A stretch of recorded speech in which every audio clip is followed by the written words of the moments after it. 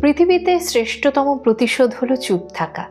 যে বা যারা তোমায় দিনরাত কথায় কথায় ছোট করে চলেছে অনবরত, তোমার ভালোবাসাকে বারবার হাসির খোরাক বানিয়ে অন্যদের আনন্দ দিচ্ছে নিজেকে মহান বানানোর জন্য, তোমার একটু মজা করে হেসে বলা কথাগুলোও যেখানে সামনে থাকা মানুষটির কাছে বিরক্তের কারণ হয়ে উঠছে, সেই সমস্ত জায়গা থেকে নিজেকে সরিয়ে নিয়ে আসতে হয়।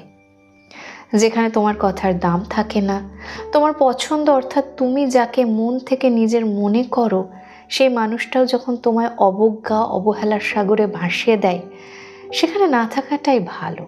কারণ তুমি যেমন তেমনটাই তুমি ভালো, অন্য কারোর জন্য নিজেকে বদলাতে নেই।